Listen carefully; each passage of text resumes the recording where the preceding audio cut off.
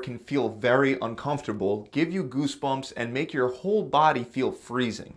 However, cold showers and cold therapy in general can help you feel more alert and energized, it can improve your health, and can even help you burn fat. These are just some of the benefits that you can use to justify going through the unpleasantness associated with using cold immersion as a therapeutic agent. And really, there are 6 amazing scientifically proven benefits when cold therapy is used correctly. And I want you to understand what those are and how to start using the cold to reap those benefits today. Now, the first thing that most people don't realize is that cold therapy can drastically improve your mood and your mental health to the point that it may even help prevent and even treat depression. One of the ways that cold exposure is able to improve your mental state is thanks to norepinephrine. When your body is exposed to cold temperatures, norepinephrine is rapidly released into the bloodstream. This is a neurotransmitter that's associated with things like vigilance, attention, focus, and mood. And this isn't debatable. The fact that cold exposure can increase norepinephrine is shown in multiple studies, both in mice and humans. Interestingly, when norepinephrine is depleted in a person, that person becomes depressed. And we actually see this in a study published in the Journal of Neuropsychiatric Disease and Treatment. That's why ice plunges and cold showers might help prevent and treat depression. The cold therapy drastically increases norepinephrine levels, which helps support a better mood and cognitive function. Now, of course, the question is, how cold should the temperature be to get the benefits of a boost in norepinephrine? Well, one study found that 1 hour of cold water immersion at a relatively regular temperature of 68 degrees Fahrenheit did not activate norepinephrine release. Meanwhile, 1 hour at 57 degrees Fahrenheit increased norepinephrine levels by a whopping 530%. Of course, 1 hour sounds painfully long, but fortunately, you can get similar benefits in a shorter time frame if you turn the temperature down further. And we have evidence of this. A long-term study found that by immersing yourself in cold water at 40 degrees Fahrenheit for only 20 seconds and sticking to that routine consistently for 12 weeks, that can increase norepinephrine levels by 200 to 300%. And it could be possible that taking an ice bath in freezing cold water would require even less time to reap the benefits. Now, you don't want to go straight to freezing cold water. You do want to work up to it, and I'll go over that process in a bit. But first, you should be aware that one of the best benefits of exposing your body to the cold is that it leads to a reduction in overall inflammation throughout your entire body. Now, you've probably heard that inflammation is the root cause of most modern diseases. And even though inflammation gets a pretty bad rap, inflammation itself isn't entirely a bad thing. In fact, it's vital for your health and well-being because it's the first step of the healing process that's used to prevent further damage by eliminating the initial cause of the cell injury, and then the inflammation helps clear out the damaged tissues and the dead cells.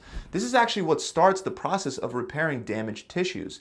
However, when the inflammation process goes into overdrive, so when you have chronically high inflammation markers for seemingly no reason, that's when inflammation causes a lot of trouble for a lot of people. For example, as stated by the Harvard Medical School, chronic inflammation is associated with heart disease, diabetes, cancer, arthritis, and bowel diseases like Crohn's disease and colitis. On top of that, research also identifies inflammation as the key driver of the aging process. One specific study looked closely at elderly people ranging from 85 to over 110 years old, and researchers found that low inflammation was the only biomarker that accurately predicted survival and cognitive capabilities across all the age groups. Remember that cognitive decline is what leads to the rising rates of dementia and Alzheimer's that we see today. The researchers also came to the conclusion that inflammation is one of the most important variables that determine mortality, capability, and cognition up to a very old age. So according to the evidence, if you can reduce inflammation, it might be a way to increase the length of your life while also reducing the likelihood of you having to suffer with a chronic disease like heart disease, diabetes, or arthritis. And this is where cold showers and ice plunges come into the picture, since they can help reduce inflammation. We're still not exactly sure the exact mechanisms that lead to a reduction in inflammation, but the 5x increase in norepinephrine that we talked about earlier definitely has at least something to do with it. Research indicates that norepinephrine inhibits the inflammatory pathway in the body by decreasing levels of a small protein used by the immune system known as TNF-alpha. This is excellent news because TNF-alpha is a very potent molecule that increases inflammation, and it's involved in almost all human diseases ranging from cancer to diabetes to inflammatory bowel disease.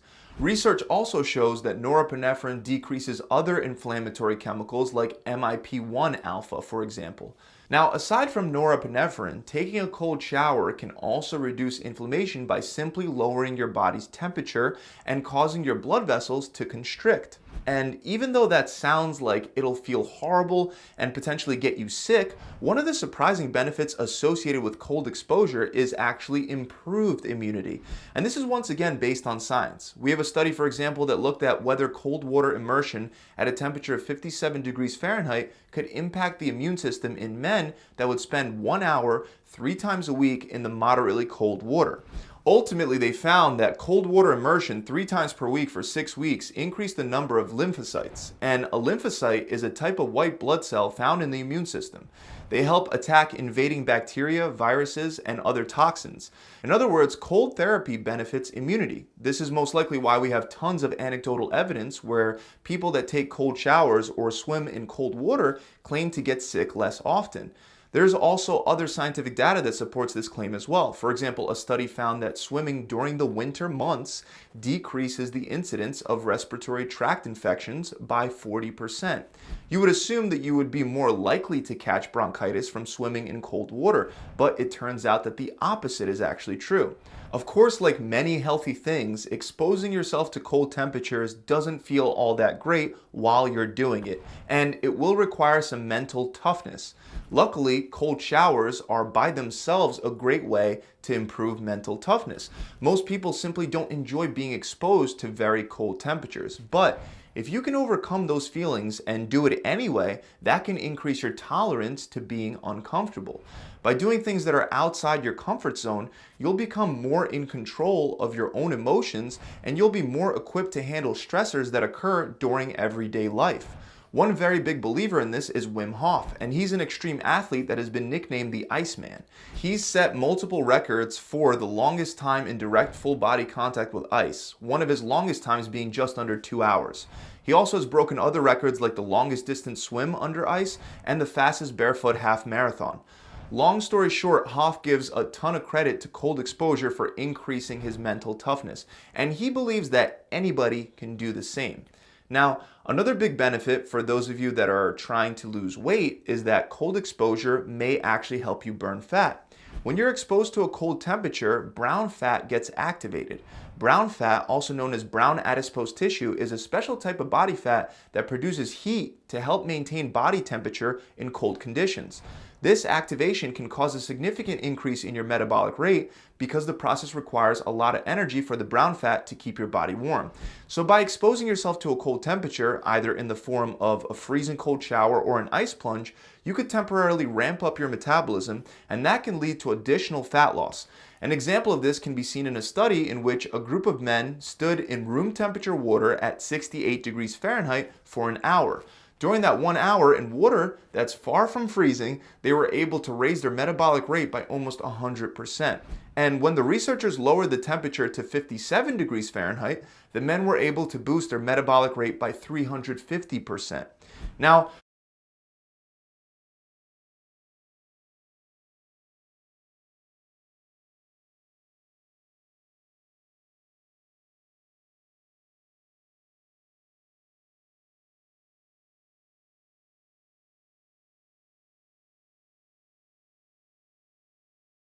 I'm sure this makes you wonder how high you can boost your metabolism in a much colder temperature like an ice bath. However, it's important to keep in mind that cold exposure can increase hunger in some people.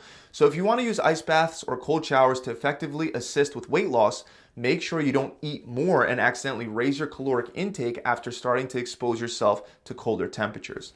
Now, the last benefit before I give you a step-by-step action plan is that cold therapy can also improve your endurance capacity by boosting mitochondrial biogenesis, which is basically a fancy way of saying that cold exposure can increase the number of mitochondria that are found within your cells.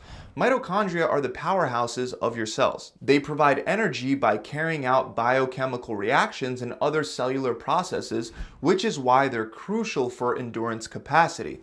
Mitochondria are what gives us the ability to use oxygen for energy production, which is why increasing the number of mitochondria benefits aerobic capacity or endurance. For example, in a study in which male runners were immersed in cold water at 50 degrees Fahrenheit for 15 minutes 3 times a week, after 4 weeks of that routine, the men were able to increase mitochondrial biogenesis in their muscle tissue. Another study found that cold water exposure at 50 degrees Fahrenheit after high-intensity running increased PGC1 alpha, which is a gene that increases the number of mitochondria within muscle tissue. Now, as promised, I want to go over what you can do to start experiencing the benefits for yourself. Keep in mind there is no one best way to approach cold therapy. Some people will also require slower, more progressive steps to adapt to this new stressor. And with that said, it's important to also mention that more isn't necessarily better. If you're new to cold exposure, don't aim to be in an ice bath for 20 minutes at a time right away. Instead, take it slow. Start with a slightly cold shower. Then next time, make it a little colder. And just like lifting weights, you can make it more and more challenging to withstand over time. Alternatively, you can also start by turning the shower dial to the coldest temperature and only stay in there for a short 5 to 15 seconds. That's totally fine for your first time. And then over time, you could work your way up towards staying in the cold temperature for longer. Another route you can take, especially if you don't want to go straight into a cold shower, is to alternate between a warm and cold shower. This is also known as contrast therapy, which gives you the benefits of regular cold exposure, and it can also help you recover from your workouts. In fact, we even have a rather large 2017 meta-analysis that found that contrasting between hot and cold baths was able to help sports athletes recover faster from fatigue onset after their games. So you can switch between hot and cold, doing each for 60 seconds at a time, or to work up to that, you can start by alternating between 2 minutes under a warm shower, followed by a minute in the cold. You can do this for 5 to 8 rounds, and you'll probably feel great when you're done. The last and my favorite way, when possible, is to use a sauna in combination with a cold shower or ice bath. This gives you the option to do something like 10-minute rounds of being in the sauna, combined with a cold plunge or a cold shower in between each round. The theory behind alternating between warm and cold like this is that it causes the blood vessels throughout your body to quickly open and close. The warmth causes them to open and the cold causes them to close. This rapid opening and closing of the blood vessels creates a pumping action that can decrease swelling, inflammation, stimulate the removal of waste products such as lactate, and it can also improve delivery of nutrients to your muscles. Once you become more accustomed to the cold showers, you can try an ice bath instead. This is obviously much colder and much more intense. But regardless of what option you start with, the recommendation from people like Wim Hof in regard to dealing with the cold is to focus on your breathing and to try your best to calm your body down as much as possible, almost like you're meditating.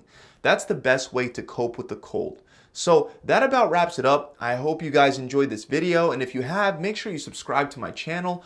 Also, many benefits that you get out of taking cold showers, especially improving mental toughness, immunity, and mood while reducing things like inflammation and body fat. That's all also possible by following a healthy diet and a solid workout plan.